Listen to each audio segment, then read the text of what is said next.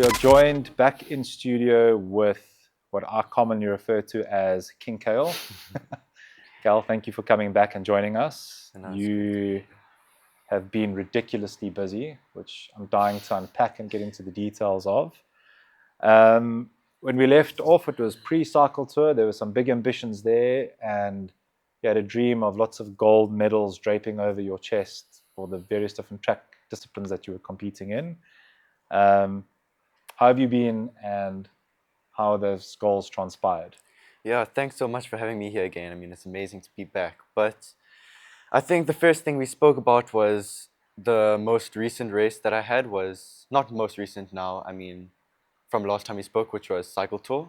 And yeah, that wasn't really my best performance. I managed to pull out a top 4, but I was honestly going in expecting more from myself. But, you know, it's a tough pill to swallow, but I think the losing is so important for me. I mean, I realized so much in those races, like just all the mistakes I was making. And I think I've been able to come quite far from that up to now. You say mistakes that you made? I mean, examples? So I would actually say learning what type of rider I am, because at that time, I mean, I had so many outside influences and people telling me things and like giving me advice on like how to race, but that really wasn't what I was. Like I was being told that, you know, don't leave it to a sprint because you're not going to win. But I've actually found that I have quite a good sprint. I would actually say I have one of the best sprints in South Africa in my age division. Okay. Yeah, so I mean, and sprinting's worked for me. I mean, I've got so many wins from just sprinting. So Jeepers, that's a Yeah. dramatic. So were you? I have to ask, 'cause I know we're both big Teddy Pogacar fans. Yeah. Does that ever influence you? Do you ever think like 40 Ks to go, let's go full Teddy? I mean, I can't lie. In Western Cape Champs in January this year, I kind of tried to pull off a move like that myself. I think it was 25 Ks to go. I just sent it, and then honestly, things were going quite well at the start. I think I had like just over a minute gap, but then my pacing strategies were off or something went down. They started chasing me properly, and then kind of just fell apart from there. I think it was quite far-fetched for me to do that, but Oh, I love it. Okay, so yeah. there was a bit of influence from the GOAT. No doubt you learned from that. Yeah, for sure. Which I think that's one thing you could say about Teddy is he knows what will happen if he attacks from 80 Ks out, 70 Ks out, 60 Ks out, 50 Ks out, goes down to a sprint. Yeah. And that's really impactful. You learned that you're a sprinter through sprinting against the advice that you were being given. Yeah. That's amazing. That's a real pearl of wisdom to come out quite early on. You say you came top 4. How many people were in your group? And maybe explain at your age. Obviously, you guys start at a different point to a lot of other people. Yeah. So just for the layman, maybe explain what that looks like and what group you were in. And Yeah, so we started in Fishhook, so that's where the elite woman would start. okay, And there was about, I would say, 40 riders. I mean, for racing in South Africa, that's kind of massive for us. So that was great to have that many riders. But after the first few attacks, it kind of thinned out a bit, closer to 20 riders, and those were the riders that were actually 20 riders in your competing. cat, like Yeah. that you were racing against. Yeah. So obviously the women are excluded from that 40. Yeah, no, so we would Oh, that's start a lot. just before the women. Yeah. Okay. So whittle down to 20. How far in? Like after Smiths? I think after Smiths, I mean, after the first major climb, people just started going crazy, and that's where people just started to drop off. Okay. Yeah. Had you pre-planned kind of what sort of race you thought you wanted to do there in terms of if an attack goes, I'm going to follow, or I'm going to try and put one in at this point? Anything intentional like that? So the idea was to just try and make it through the start of the race, so the first initial attacks. And then I kind of had the idea of, on Chapman's Peak, I would like to maybe attack, try go with a few people. But the main idea for me was just to constantly be with the front bunch, no matter what. Because if you're not in the front bunch, I feel like Sure. it's going to fall apart. Were there certain riders you needed to watch? Yes, definitely. There's Is always, it quite obvious in your cat who the top 5 are going to be? Yes, So you know it's who definitely tomorrow. quite obvious, yeah. Are you one of them? I would say I am, yes. Who are the other 3? So it would be myself, Tristan McGiven, Cameron Wilcox, Fadi Burta, and Yahya Martin. He's quite good, yeah, as well. Okay, so you guys are pretty much always watching each other. Safe Yeah, to say. definitely, Same yeah. age? Yes, we're all the same age, although Tristan is 1 year younger, and he's just been Okay. Absolutely amazing. Tristan's a bit of a freak then. Yeah. Go on, Tristan. Good man. Do you guys have different traits? Are one of you better at long distance attacks? Is there a definitive sprint difference? Obviously, you said you found that you're quite strong there. Are those characteristics well defined, and have they changed over the years? Because obviously, quite a lot happens as boys hit puberty, and all these weird and wonderful things start to happen to your body. Have you seen changes there? I feel like as you're younger, there's definitely going to be a major strength advantage, especially if you hit puberty younger, depending on how you develop and your biological age. But as the years go on, there's more strategy that's implemented, and you can tell that the riders that focused or had to rely purely on their strength, they started to fall off to the side because they never really had to deal with the losing, and they never really had to learn from anything. So yeah, so if you never really lost, you never got to learn from anything, and they kind of just fell to the side because strength wasn't, they couldn't just rely on strength anymore. So it's interesting that reference point you've made now a few times to learning through loss. That sounds like a major theme of what's been going on for the last little while. Can you give me an example of some of the things you've learned or you've had to deal with as a result of loss? I feel like over the first few years that I've been racing, I mean, I came in at under 15, and you have riders that have been racing from probably age 6, and they've been doing this for so long. I mean, coming into the game so new to everything, you're kind of bound to lose. I mean, I think I was quite, I guess you could say, lucky. I don't know what you would say, but I actually did quite well in my first few years, I would say. I mean, getting seconds and thirds, I mean, straight off the bat. So that was quite amazing. But going into my first year under 17, just constant losing. I mean, the second years are absolutely crazy. So just trying to compete against them, losing all the time, and then kind of learning. Like, I feel like it's so important to lose, like just being able to learn. Like, I was able to learn what type of rider I am, like how I need to race, how other people race. Like, if this rider goes early, you can kind of let him go, or if this rider goes, and then you kind of just have to be with him. It's like all of these just decisions that you learn to make. They start to become second nature. Yeah, for sure. And is there, I mean, you're obviously really young, but you're getting on now. No wrinkles yet, but you are getting on. Is there a significant amount of like disappointment or letdown? Like, does that creep in, or are you quite well protected against that kind of thing? I feel like the people around me don't try to put me down too much when I lose, but because I put such high standards on myself, it's definitely quite a letdown. But okay, so you do have a little bit of an LC afterwards, and yeah, for sure. How long does it take you to get over that? It doesn't take me too long, I would say, but as soon as I start to realize where I went wrong and how I can better myself, that's when I start feeling better about myself. But when it comes down to all the stupid mistakes that I made, like if I just kind of didn't follow the plan, then it kind of... Okay. It's really detailed. I mean, it's nice to know that it can be so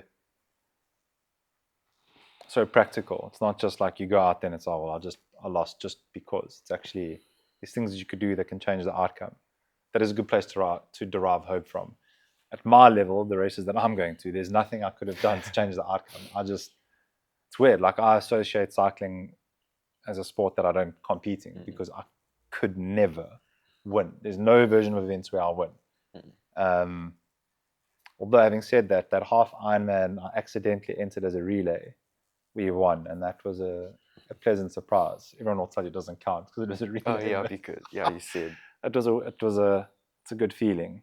And I'm almost grateful I don't know what that feels like, because that pressure would haunt me. Yeah. If I knew I could win a race and didn't, I suppose that would be quite tough, but I can't begin to relate to that, hence asking the question. Okay, so cycle tour next year, you won't be in Fishhook again, or is that... No, next year I'll be starting with the elites, so the front bunch, so that's going to be quite hectic. Did you follow the race this year? Yeah, I did watch. I mean, I was kind of racing at the same time they were, but as soon as I got over the line, I think it was just like 10-20 minutes later, they sprinted and we saw Tyler Lange. Yeah. You must fancy your chances if it remains a sprint finish kind of race. Yeah, for sure. Any views, having watched the race over, in terms of the elite race, how that unfolded? Yeah, I mean, I saw some of the attacks, how they were just absolutely flying over Segaborsi and Chapman's Peak. That was pretty hectic. I mean, Yeah. they were sending it up there, and then I'm surprised how close together it stuck. I mean, it was quite a big sprint finish. I thought Yeah. it'd be a little more strung out.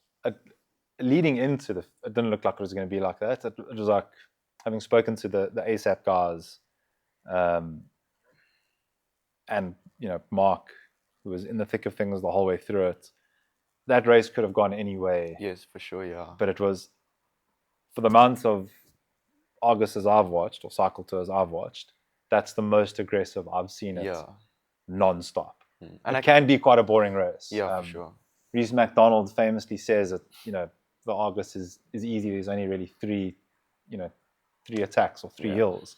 So there's 3 moments typically where the race is defined. But this time round, they went pretty hardcore the whole way around. There was some vengeance in that group. I think they set a new record as well. Yeah. Yeah. The weather was good. Yeah, oh yeah, for sure. Weather plays a big role in that. But I hope it stays like that for years to come, because that was riveting. That was so cool. Okay, so cycle tour didn't go quite the way you hoped, but lots of lessons that came from that. Yeah. Next year it's up into the big leagues. I can't wait to see how that unfolds. Some results did go your way. I don't want to steal your thunder, but my phone just lit up. It was just like gold, gold, gold, gold. Why don't you tell us why there's an SA flag wrapped across this Kinetic Pro jersey I think looks really, really neat.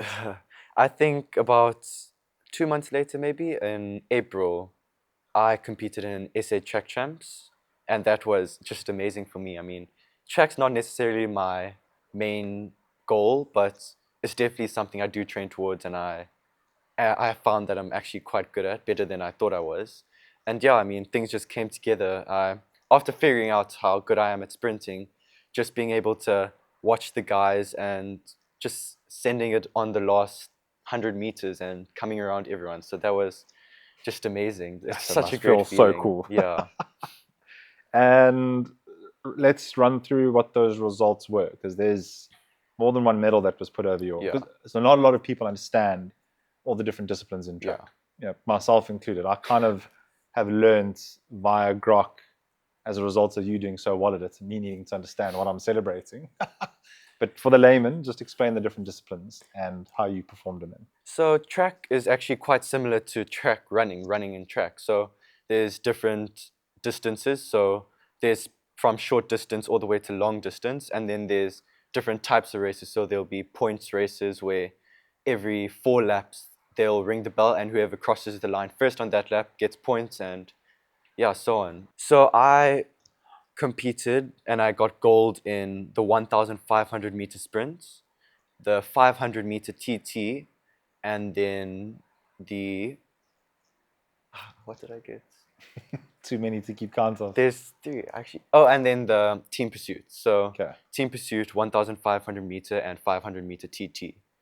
So the 500 meter TT is the person who completes 500 meters in the fastest time. So you have a rider on each side of the track, and then they'll race, and for 2 laps, because the track is 250 meters, and then they'll time each individual rider, and then whoever gets the fastest time gets the title. What is that time, more or less? Do you know? Off the top of your head? I think it was close to 30-something seconds. 30-something. So that's just like 30 seconds flat out, or is that a measured effort? 30 seconds flat out. I think from the, what do you call it? The kilo, which is a kilometer. So from that race, that's when you start kind of timing it. So from the kilo onwards, that's where you start measuring your efforts. Yeah. Okay, 30 seconds flat out. Do you have a power meter on when you're doing that? I don't have a power meter on my track bike, but I do have one on the road bike. But when I do train, I do have my power meter. I'd love to know what that 30-second power is. It must be ridiculous. I think it's close to 900 or something. My word. Yeah. Have you ever seen how that stacks up in the world order? Like 30-second power, watt per kg. Have you ever done that exercise? I haven't personally, but those guys. I think we must go have a squiz. That's a nuts number. My word. Okay, so that was the 500 meter, and then there was the 1,500 meters. So that was the same first thing. Yeah. Opposite end. No. So that was everyone's on the track at the same time. Everyone in my division's on the track, and then the person who crosses the line after the 6 laps, I believe it was, wins the title. And so. there's a lot of hodgy-bodgy there, right? A lot of... Yeah, no, definitely jostling for positions. So that was the first race of essays. So I kind of everyone went into that as everyone was properly fresh. I mean, everyone had strong legs. So it was kind of just the person with the best sprint, the strongest legs won that race. So crazy. Yeah, it was actually quite hectic. I think I have a video, but I started the race and I was actually quite far back. My dad's friends were there for some reason. I'm actually not too sure why, but my parents watching at me, everyone's shouting at me because I'm like 5 riders back. I'm boxed in at the back. And then on the last lap, everyone started to sprint already. And then all of a sudden, I just find it in me to come around everyone and take the title. So that was just amazing. Yeah, that was just the best feeling ever because it was the first race. Highlights of your cycling career? I would say so far, yeah, because seeing where I come from. Yes, that's amazing.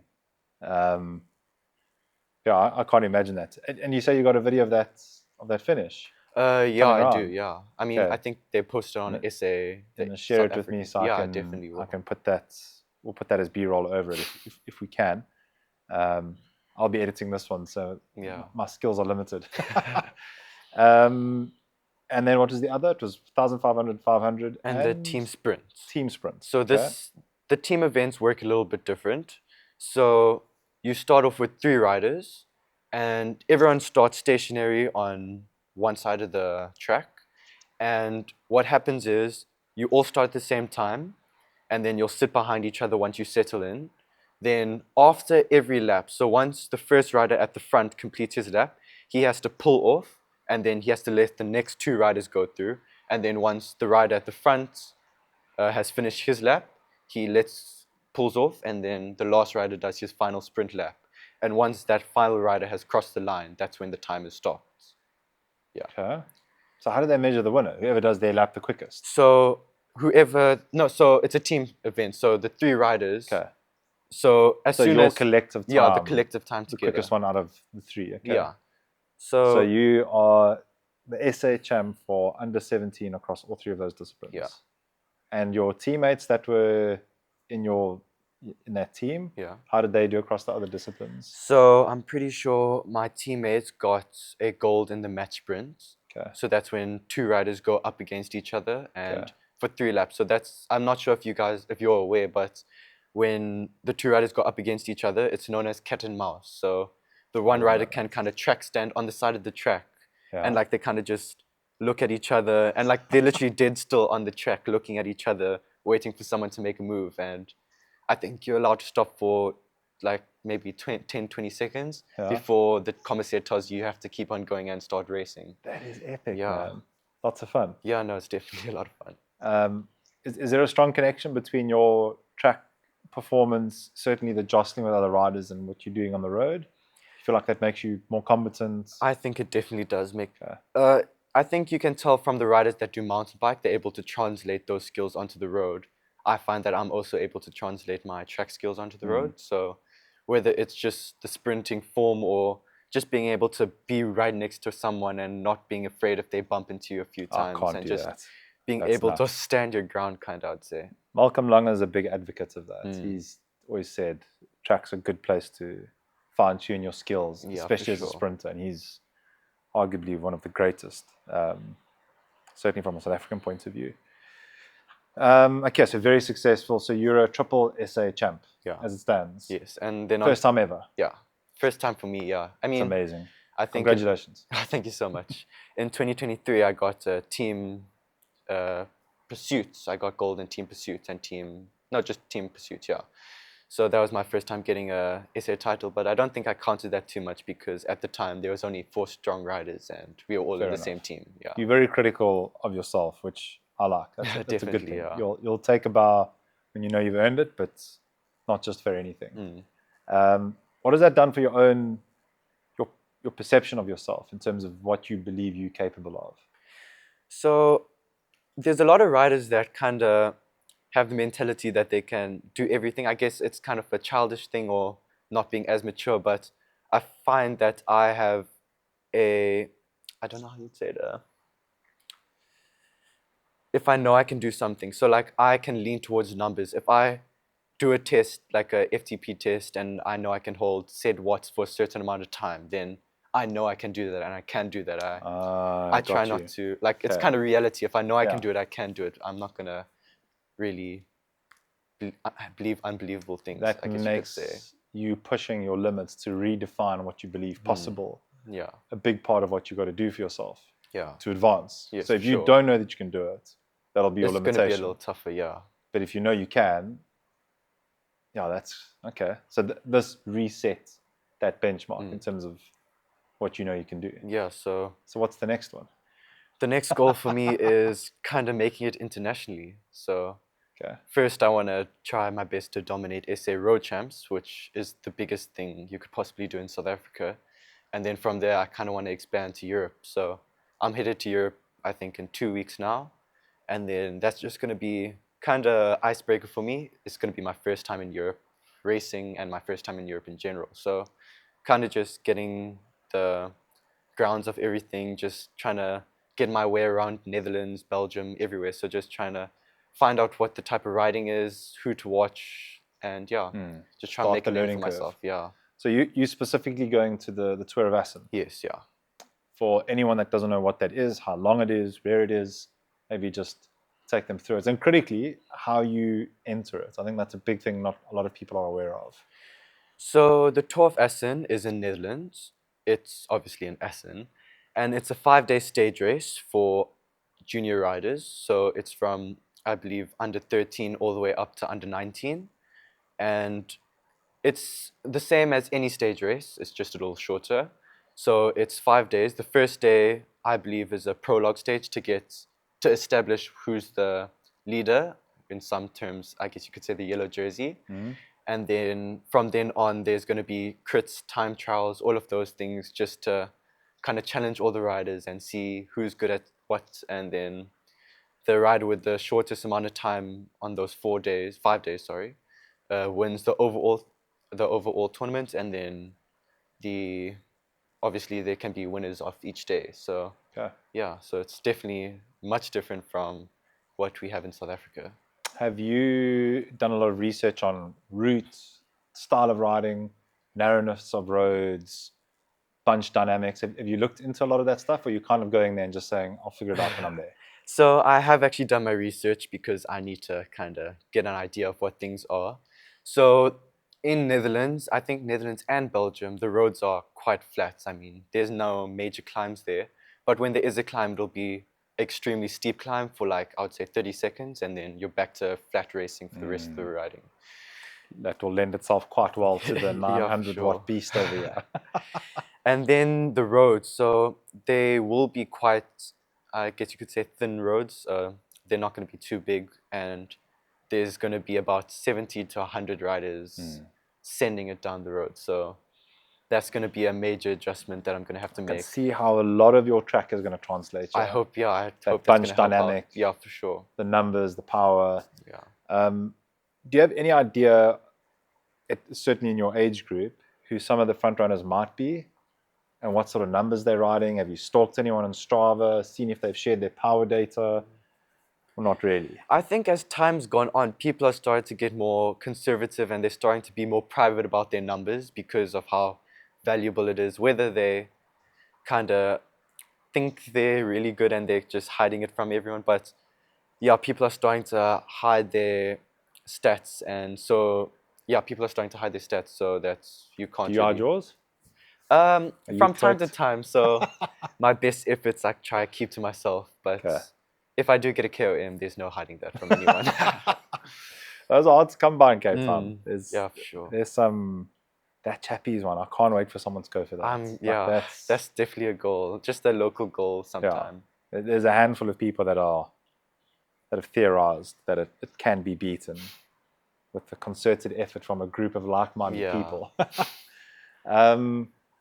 In terms of how you enter that race, is it to go online, put your details in, click book, pay, and that's the rest of it done? Yeah, I think it's quite simple. I mean, racing there is so standard. I mean, I think there's racing every single day of the week. And I actually think they've had to put limitations on the riders. You're only allowed to race, I think, twice a week. So just to give everyone to give everyone a chance, and so everyone, has a shot at winning.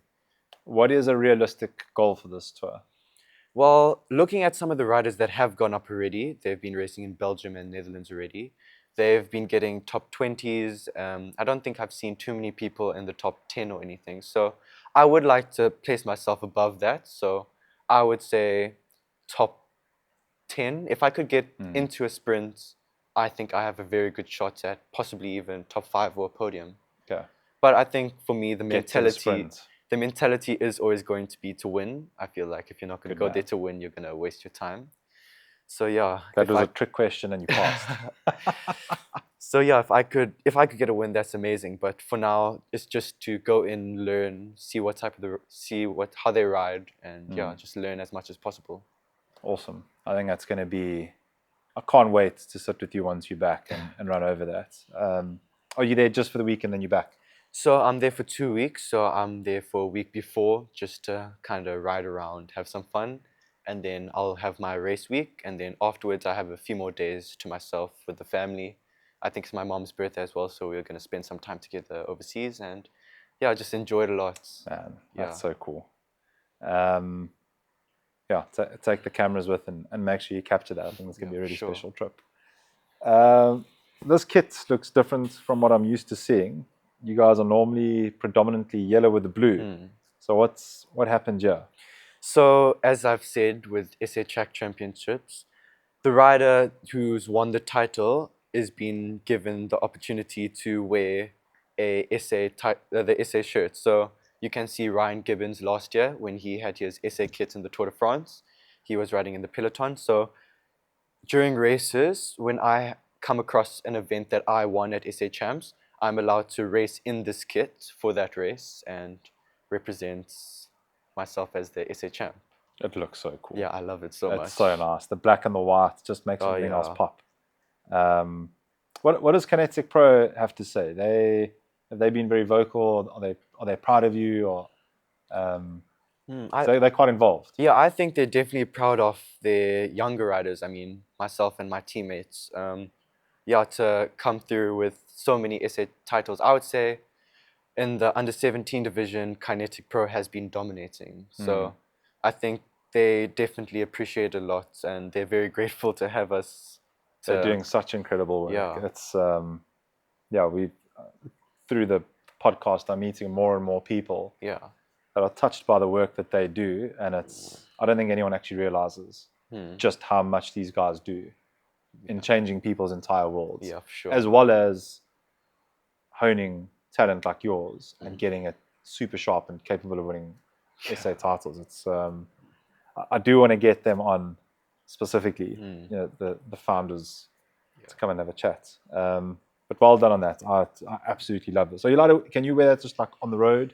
Road ride? Is it frowned upon? I think I'm definitely going to be wearing it on track whenever I train, whenever I race, for my events. And then on the road, I don't think I'm necessarily allowed to, but I'm sure exceptions can be made. Just one Friday, one or two rides. Yeah, for sure. I don't think anyone... It'll match your bike quite nicely. Oh yeah, I love it. Yeah, the black details with the white. It's almost as if you knew you were going to win that when you were picking that color scheme out. I can't avoid, in particular these, Shikon have come on board as a sponsor / ambassador support program between you and them. What's that been like? What's the story there? That was just absolutely amazing. For me personally, at the start, it was just purely personal preference, seeing Tadej Pogacar, the whole of UAE racing with Shikon glasses. So seeing them racing there, I wasn't even aware of the sponsorship deal at the start. It was just to kind of have new glasses to race with. So we got in touch with Shikon and ASG Solutions, who are the distributors for Shikon. And yeah, we kind of got into contact with him. We started talking back and forth, and then he offered me a ambassador deal. So yeah, that was just amazing to have him back me like that. So yeah, and the glasses are amazing. Yeah, I'm a big fan. I've got a pair of these, not the same color. Yeah, it's an awesome brand and product. I'll be honest, I was completely influenced by Tadej Pogacar because I'm just the biggest fanboy under the sun. Is this straight out of their like super subtle range? If you want to be low key, fly under the radar, Yeah, for sure. don't I be think noticed. those. Yeah. I'm colorblind, so I can't even tell you what these colors are, but this is extreme. Donovan Geldenes, these glasses have your name on them. Very cool though. It's like unlike anything else I've seen. Yeah. What colors are on here? What is this? So Like, for me at the start, I actually thought it was going to be a little more on the pink side, like a Giro type color. Yeah. But so looking those at in the Giro for Teddy. I remember you wore them at yeah, at the so Giro. this is actually the Tour de France one, and they do have the pink Yeah. one for the Giro. Yeah. But when looking at these ones specifically, I'm actually quite like a low-key guy. So when it comes to choosing glasses, I wouldn't be too out there. But this is definitely quite a statement Put to them make. on. If you're Let's have a look and see if they. I mean, can you see into the future with those? Yeah, I think everything just looks 10 times Is faster. there a gold trophy and are you in Assen? Yeah, everything just looks amazing. I think those are, I mean, it's from when you first took them out till now, like they're definitely growing on you. Yeah, no, definitely. I mean, the first time looking at them, I was a bit shocked, but the more I look at it, the more I can envision myself wearing Who them. has one pair of, I mean, obviously not everyone has multiple pairs, but the majority of people I know have got multiple pairs of glasses. Yeah. It's kind of like an accessory as you go down the line. Why not have a pair of those? That's Yeah, it's amazing. I wish you never brought them because I can see I'm going to have to buy a pair. Soon to be stocked in the Active Hobo near you.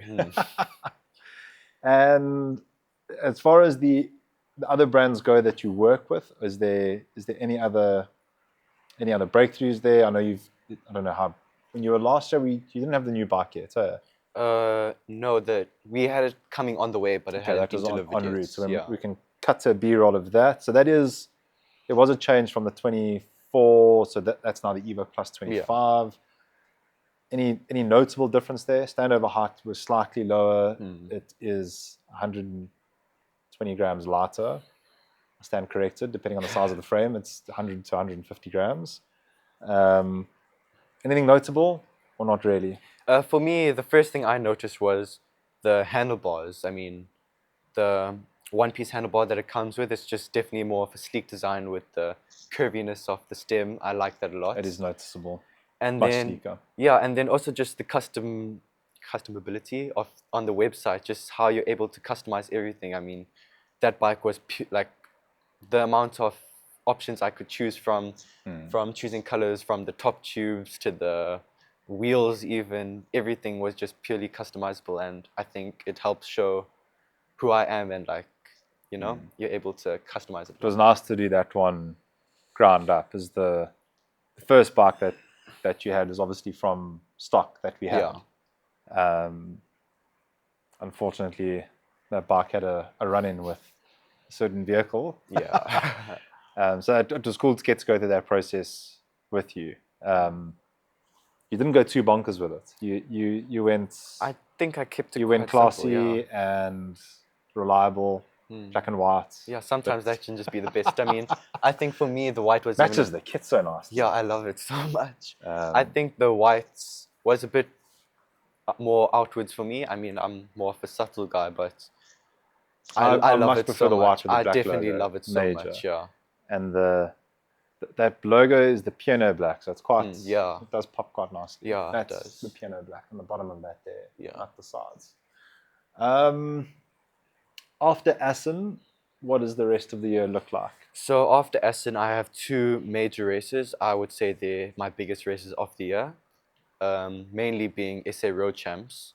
So that's split up into three races. That'd be Criterium, the time trial, and then the road race, which is the main event. Yeah.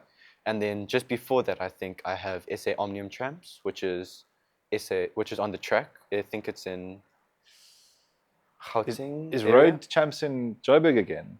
Road Champs, no, it's in Oudtshoorn. Is it Oudtshoorn? Because it's junior. So yes, that's rough. Yeah, so it's going to be So summer hot. in Oudtshoorn, so I'm pretty sure it's going to be 30 plus degrees. Yeah. It's going to be hectic, but honestly, I think I thrive in those conditions. So that's So I mean, the heat brings up an interesting trend. We've been seeing Teddy notably has spoken about the heat camps training, whatever the hell they call it, GCN, and every other YouTuber has had there was that really lanky guy on GCN that was like cycling in saunas, and it's like the most ridiculous shit you've ever seen. Yet the results every one of them have been like ridiculous. It's like standout performance increase across all of them. Have you been cycling on a sauna? Have you adapted anything you've done? I haven't yet started implementing those things, but I'm definitely been seeing them around. I mean, like you said, the GCN guys, I've been following up on that. I've actually been doing my own research on how it's been benefiting you, and I've been talking to my coach about it. Yeah, so I think people are just trying to find new ways to maximize training with the time they have, obviously. So whether it's altitude training or heat training now, or there's just so many different things people have started to implement that have just been crazy beneficial. It'd be interesting to see if you do go on a mission with any of those to do a little nerd out document data session like before and afters. I just wish someone that I knew realistically, could go and do that. Because my criticism of the GCN guys is they form peaks and troughs so much. These are guys that used to be elite road racers. Yeah. Their on and off form could vary, double digits in terms of watts just on its own. So did you go into that heat training untrained, pretty rusty, and as a result of you just training again, you got that bump? So someone like you that's at a level and always obviously improving, if you went and did that, that would be a more measurable post result than anything. And they did all say that it has to be done on a consistent basis to maintain. It's not like you go to a sauna session, gain 10 watts, and then it stays there forever. You got to I think it's keep every working consecutive day you have to go in, or at least every day if you can, for I think it's a week or two, and then to actually start seeing any results at all. Consistently going through it. Yeah. I think it would help with things like OTA, and many of the people that went and did road champs, they were telling me like the nutrition major, like no one, anything that they would normally have done didn't account for the amounts of sodium that they were losing and needed to be replacing, and it just wasn't within their fueling strategy, and just the mental fatigue of how tough it was. I mean, cycling is well known as a sport that he who suffers the longest often can win, beyond the measure of their legs, and I don't think anyone's prepared for that. And if you're used to suffering through cycling in bizarre heat, I think that puts you in good stead there. Which we're not really gifted with. I mean, you're coming out of this right now. We're sitting here in the rain every single pouring day. rain, it's terrible. The whole of this week. So it's been a nightmare. What have you been doing to get around that? Are you on the trainer? I have a gym membership at Sports Science Institute in Newlands. So that's just been amazing. Just being, I mean, as much as it sucks sitting on the watt bike for 2-3 hours, I mean, it has to be done, and it's just a lot better. Have you done a 3-hour watt bike session? Yeah, I have done a 3-hour watt bike session. And it was actually not too long ago. Yeah, so that's just terrible. What were you watching? I mean, it kind of varies. I bring my iPad with me. I download tons of videos. I'll watch a video, maybe a movie, or I'll just scroll on TikTok. I mean, anything to pass the time. Heavens alive. Okay. Yeah. Off the bike, you're obviously on school holidays now, and I know you're a performer in your academic world. How's school been? School's been quite good. I mean, I found that with grade 10, choosing subjects, things have just been a lot more chill. I would actually say, I mean, people say things get a lot harder. As much as the subjects have gotten harder, you're able to put a lot more focus on individual subjects, and I feel that I've chosen subjects that I quite enjoy. So with biology and physics, I quite enjoy that. So, and I actually have, I guess you could say, a passion for it. So that just helps so much. When you're interested in something, you're just able to pursue it that much easier. Yeah. That's interesting. Biology and physics and a top-end road cyclist. That is the whole package, yeah? Yeah. I'm sure lots of people are going to ask, but I'll leave it to the DMs whether or not you've found true love out in the world, but I'll leave that to their imagination. Any other news from the personal world? Anything? How are your siblings? Mom and dad? Yeah, I think... Did you get a Springbok shirt with the recent sponsorship deal? Yeah. Surely your dad brought some, a couple. I think we're going to get some now. I mean, I think they just established they had the new stickers on the front, but now with the new kit that they just played the Barbarians in, I like that a lot. I mean, I wasn't too much a fan of the collars that they used to wear in the World Cup, but now with the new kit, I'm liking it a lot. Yeah. It was their was it their training kit? They had something else on. And I was like, no, this is diabolical. This looks terrible. Yeah, with the bumper sticker I'm pretty sure checkers were making fun of. Yeah, everyone was like, Yeah. we need to swap retailers. Yeah. But then the kit they played in Yeah, once eventually they sorted it out, it looks very good. Yeah. Make sure you speak to the G about getting. Yes, I will. I'm sure at some sure. point there's going to be a staff deal there. Yeah. You guys are going to be in the change room or something with the booker. You're on school holidays now. Yeah. And there's some of your cycling peers have gone the full homeschooling, online schooling route. Yeah. So they can focus more on cycling. Yeah. Tell me a bit about that dynamic. What are you observing? So I definitely don't blame them. I mean, just having that extra time to train, get that extra sleep in, that rest in. I mean, it's massive. I can tell in the holidays now with all this time that I have, I'm able to train while still getting all my 10 hours of sleep in, while still being able to hang out with my friends You're from time to for time. 10 hours. 9 to 10 hours. I mean, maybe because Nice I'm just laugh. lazy, but it's just amazing. You definitely aren't lazy. Just getting that sleep in is so massive for recovery and everything. So you can definitely tell there's a major difference in time and time management, how much time you do have. But the riders that have gone on to online school, they definitely have more freedom because they can go overseas without having to worry about attending physical school. But I had no idea that was like more than one person. There's a handful of people. Oh no, there's tons of them. Yeah, I mean, really, there's even some riders who have gone to pursue cycling. Yeah, fully on cycling. There's some riders that have even just after grade 10 just left it. I mean, I know of riders that they say once they get to matric or once they pass grade 11, they leave matric out because it's a bit hectic. So just to follow up on that's I don't think I would be allowed to do that even, but you know, I think wow, I've got jaded views on that. Look, yes. I don't believe. Please don't anyone make any schooling-based decisions on this, but I don't think school, certainly anything they teach you, sets you up for any success in the real world at all. I have no transferable knowledge or skill from school that translates to my business endeavors or otherwise. I think it's pretty useless from that perspective. I think what school teaches you is, social, how important it is to have a social aspect to your life. It teaches you to deal with conflict. It teaches you structure. It teaches you hierarchy. It teaches you discipline. It gives you balance. In many instances, it humbles you. My son who's downstairs, he went to Pole Boys, and I can see a categoric difference between the kid that walked in and the kid that we've got now. His school holidays, he's down here in the cafe learning to run a business, because I believe he'll learn things there that he can apply later in life. Lessons I didn't necessarily listen to when my grandfather put me into the workshop over our school holidays.